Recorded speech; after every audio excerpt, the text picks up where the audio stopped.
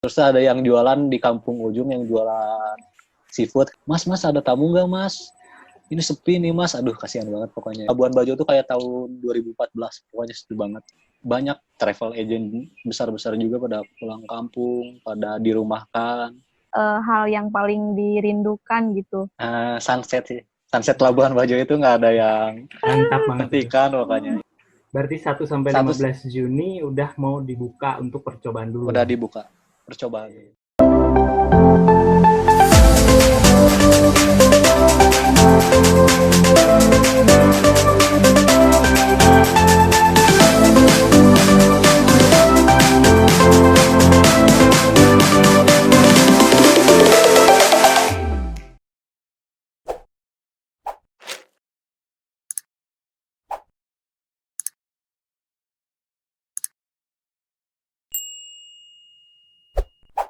Oke, topik selanjutnya adalah tentang situasi di Labuan Bajo nih, Bi, akibat pandemi ini. Mungkin dari destinasinya ditutup kah, apa terus gimana?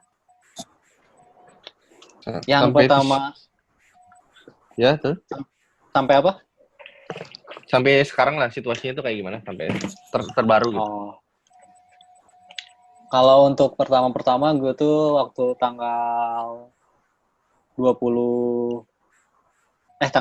gitu. 9 Aprilan pulang tuh ke Bandung. Sebelum itu kan gue di sana tuh di Labuan Bajo. Pas gue tanggal 1-an ke sana gitu. Pokoknya baru seminggu setengah langsung lockdown gara-gara ada yang kena virus corona. Udah ada sih virus corona tapi nggak begitu banyak. Pas gue ke sana tuh baru ada 1 orang yang kena virus corona. Di Bajo? Enggak, di Indonesia. Di waktu pengumuman.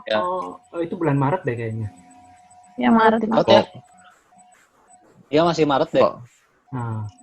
Jadi bulan Maret pokoknya. Setelah pengumuman itu lockdown aja di Labuan Bajo.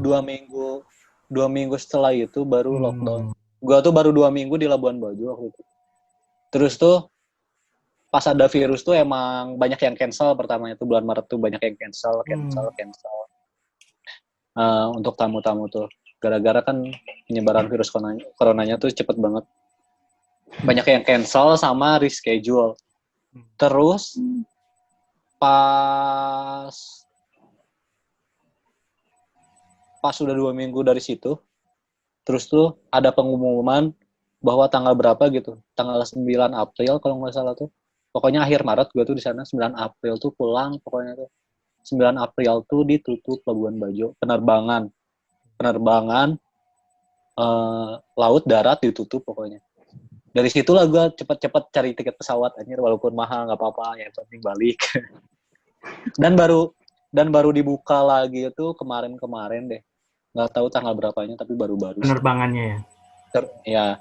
Terus situasi waktu gue kan udah TNK tuh udah ditutup tuh tanggal 20 berapa Maret gitu, pokoknya akhir Maret aja ditutup tuh TNK tuh. Dari situ udah sepi banget pokoknya tuh. Terus ada yang jualan di kampung ujung yang jualan seafood kayak gitu. Mas ada tamu nggak mas? Ini sepi nih mas. Aduh kasihan banget pokoknya itu. Itu tuh baru hari-hari terjadinya virus itu tuh. Apalagi sekarang kurang tahu situasi sekarang. Tapi setelah gua mau pulang itu kayak Labuan Bajo tuh kayak tahun 2014. Pokoknya sepi banget. Wisatawan nggak ada, penerbangan ditutup. Pokoknya kayak 2014-15an lah.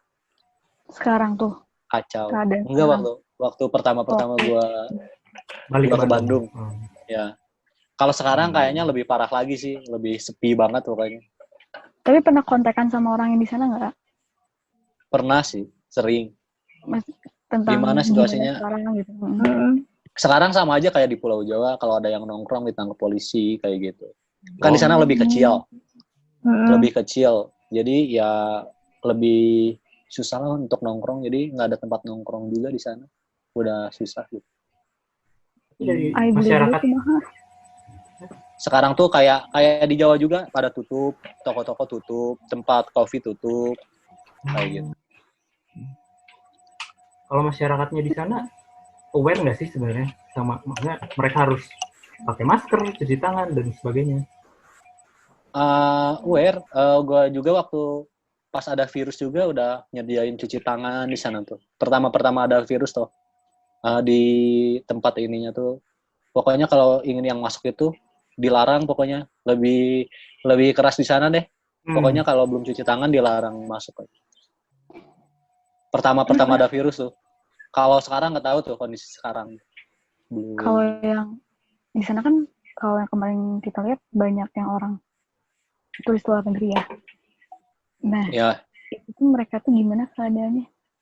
Kalau kata teman aku yang di Bali mah ya, ada beberapa yang kalau di Bali mah ada yang benar-benar lontang-lantung karena negaranya udah lockdown gitu. Kalau di sana gimana? terakhir kan ada temen Albi yang bawa bule juga. Terus tuh si dua cewek, terus tuh ada yang pokoknya negaranya tuh udah lockdown duluan ya. Gara-gara nggak bisa ke negaranya, dia tuh minta kerja di tempatnya gitu. Jadi tinggal, ya udah gue nggak apa-apa tinggal di sana juga, kerja di sana juga, asal ajak gue jalan-jalan aja katanya tuh ke air terjun atau kemana di tempat tinggal lu katanya tuh ikut gue katanya. Iya, jadi banyak yang luntang-lantung juga sama sih. Tapi luntang-lantungnya nggak di Labuan Bajo, tapi antara di Bali, di Pulau Jawa, antara dua itu. Waktu yang waktu pertama itu masih ngelayanin ini nggak? Kamu nggak? Maksudnya mereka ada yang cancel kan, ada yang ini masih? Ada juga yang ini. Nekat. Gua terakhir satu keluarga tuh. Dia tuh ya nggak mikirin corona, yang penting Liburan. Yang penting liburan sih. Soalnya baru-baru pertama juga, jadi nggak ada penyuluhan untuk coronavirus itu apa gitu. Terakhir gue satu keluarga, 2 ibu bapak, anaknya ada 3, masih pada kecil. Dia nggak mikirin, ya gimana Tuhan aja kata dia tuh kalau ini. Bukan nggak mikirin menurutnya, masih belum booming kayak sekarang. Iya, baru-baru. Belum ada penyuluhan banget gitu. Belum ada yang kayak sekarang. Berarti si pandemi ini dampaknya besar banget ya bagi pariwisata di Bajo, apa gimana? Ya sangat besar sih. Pariwisata di Indonesia sebenarnya banyak banget pokoknya. Banyak yang ngeluh, banyak yang gulung tikar, kayak gitu. Wow. Soalnya pariwisata kan dampaknya besar banget. Iya. Apalagi di Bali tuh utama ya. Iya. Di Bali itu pemasukan tuh pariwisata semua. Bayangin di Bali. Iya. Kalau di Labuan Bajo kan ada yang nelayan, bisa lagi ke nelayan, bisa lagi ke gunung. Kalau di Bajo kan semuanya tuh pariwisata gitu. Di Bali. Kalau buat A sendiri nih, sebagai penyedia trip ya, yang jasa tur gitu. Nah, kerugiannya tuh buat pribadi sendiri tuh apa sih? Banyak sih. Waktu tuh nggak bisa pokoknya itu tuh waktu tuh harusnya tuh, iya waktunya tuh udah bagus lah waktunya tuh. Iya. Gara-gara itu terus tuh ya gabut gitu. Diam terus di rumah, walaupun di rumah juga gitu, nggak bisa kemana-mana. Sempet banting setir gitu nggak? Kan banyak sih. nih sekarang sih gitu kan. Ya. Karena ya awalnya gara gabut, ada yang apa gitu. Enggak. Kalau ke banting setir nggak juga sih, masih kuat lah. Tapi nggak tahu kalau nyampe akhir tahun nggak tahu tuh. Kalau sampai akhir tahun nggak sanggup sih. Kan Labuan Bajo juga dari tanggal 1 sampai 15 Juni itu baru tahap ini apa? Percobaan, belum 100% bakal dibuka. Nggak tahu tuh kalau sampai akhir tahun udah ya. Berarti 1 sampai 15 ya. Apakah Juni? Berarti 1 sampai 15 Juni udah mau dibuka untuk percobaan dulu. Udah dibuka percobaan. Tapi nggak semuanya dibuka. Apa aja yang nanti di ini? lupa lagi deh. Kalau nggak salah tuh yang jauh dari lingkungan baru dibuka. Jauh dari pemukiman warga. Oh, gitu. Kayak Pulau Komodo. Komodo tuh kan sama pulau apalagi ya yang ada ini tuh. Kayak di Papagarang kan dekat sama Pulau Kelor. Jadi emang pulau-pulau yang nggak ada penghuninya baru dibuka. Jadi makanya kalau misalnya di kayak gini kan penyedia jasa tur gini ada keserikatannya gitu nggak sih? Kan nanti bareng-bareng nih ini dibuka infonya atau gimana gitu. Pasti dampaknya yang komunitasnya. Gitu. Kalau komunitas sih ada sih. Jadi komunitas kayak guide-guide lagi kayak gitu. Jadi buat grup kayak gitu. Pokoknya di situ ngasih info. Pokoknya banyak yang ngeluh, banyak yang wah, sedih aja pokoknya. Kalau mereka sendiri untuk virus itu. Mereka sendiri akhirnya banting pendapatannya gimana sekarang? Nyarinya apa gitu? Secara finansial gitu. Masih dari tabungan, masih kuat dari tabungan. Soalnya kan banyak yang pulang kampung. Jadi ya kalau untuk makanan sih disuplai sama keluarga kan. Kalau di Labuan Bajo kan biaya makan kan cukup tinggi. Jadi ya bakal pada banting setir kalau dia di Labuan Bajo semua. Kayak gitu. Tadi kan nyangkut pulang kampung nih. Sebenarnya dorongan paling terbesarnya kenapa sih pulang kampung harus ke Bandung walaupun ngebelain tiket mahal nih? Dorongan terbesarnya tuh kenapa sih mau pulang kampung gitu? Kenapa nggak di Labuan Bajo? Nunggu gitu. Satu sih tentang makanan sih. Kalau makanan kan sehari-hari kan di sana tuh kehidupan sehari-hari gitu. Iya, cukup tinggi juga kehidupan sehari-harinya. Bisa sampai 100.000 sehari untuk makan doang. Kalau makan di luar gitu ya? Iya. Nasi Padang. Kalau masak sih enggak sih. Tapi bener loh mahal banget. Mahal banget. Nasi Padang sama telur doang 40.000. Iya, emang di sana tuh emang menyakitkan pokoknya untuk makan. Ya ampun, nasi sayur aja udah 35 nih. Kecuali emang kerja ya, kalau kerja sih nggak jadi masalah kan. Emang muter uangnya gitu. Iya. Kalau diem terus di sana kan bakal ngeluarin biaya terus. Belum kosan. Pasti nggak ini kan, apa sih namanya, bukan hanya aja yang pulang kampung kan, tapi hampir beberapa target bagian besarnya pulang kampung ya. Banyak travel agent besar-besar juga pada pulang kampung, pada dirumahkan. Banyak juga sih. Bukan komunitas Albi doang gitu ya yang pada pulang kampung, hampir seluruh sih. Ada yang bertahan 1-2 sih. Berarti benar-benar berdampak besar ya?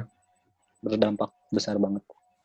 Albi udah lumayan lama nih tinggal di kampung halaman. Itu apa sih hal yang paling dirindukan gitu sebagai tour guide gitu?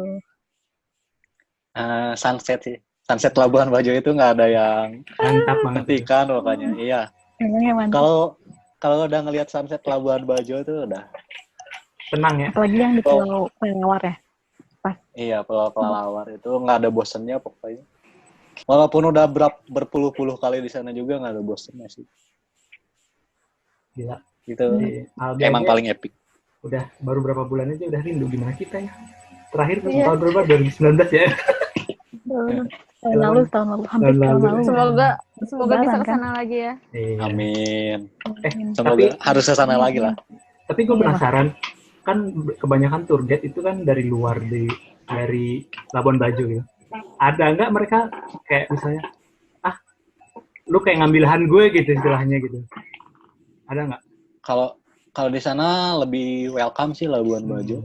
Nggak terlalu. Paling pertama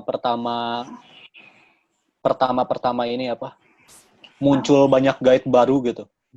Nah, 2017 tuh kan banyak banget tuh yang ke Bajo, yang merintis di Bajo. Pertama sih kayak gitu, pokoknya nggak aware banget ke guide-guide yang baru itu. Kesininya dijelasin kan, dijelasin sama yang udah tua-tua kayak gitu. Jadi ya sekarang nggak terlalu ini sih. Tapi bener sih ngebayangin dampak besarnya ini buat industri pariwisata, karena nggak cuman kayak tour guide gitu, kayak tukang oleh-oleh gitu kan ya, mereka restoran juga yang di sana akhirnya juga ngerasain Kapal, Apalagi Hotel. di yang hotel. Kalau kapal kan harus dipompa terus airnya. Jadi ABK-nya tuh nggak boleh keluar dari kapal. Kalau keluar kapal aja itu tenggelam kapal. Jadi harus dipompa jadi kan ada yang kecil-kecil masuk air tuh kalau kapal tuh. Jadi harus emang dipompa kan dikeluarin airnya. Nah, itu tuh harus setiap hari itu. keluarin biaya operasional juga. Iya, biaya operasional bensin kayak gitu. Itu yang paling dampaknya besar sih. dipikir-pikir Yang punya kalau kapal. dampaknya itu nggak hanya kecil, ya kan misalnya yang punya kapal lah dan lainnya yang apalagi kan Labuan Bajo itu kan baru dibangun ya, kayak Iya. fasilitas-fasilitasnya kayak gitu agak merugi ya buat yang pengusaha-pengusaha Pastilah. juga. Pasti kalau itu kan Mindsetnya emang pembangunan di Labuan Bajo itu cepet banget pokoknya selama 2 tahun terakhir dari 2018, 19, 20. 3 tahun terakhir lah pembangunannya tuh cepet banget yang kan udah ada Ayana, Inaya Bay, Iya. Marina. Ayana. Iya. Cepet banget sih kehitungnya itu pembangunan. Oke, next topik ya. Soal pandangan lu nih, Bi. Buat mulihin lagi nih Recovery. industri pariwisata Recovery. ya di Labuan Bajo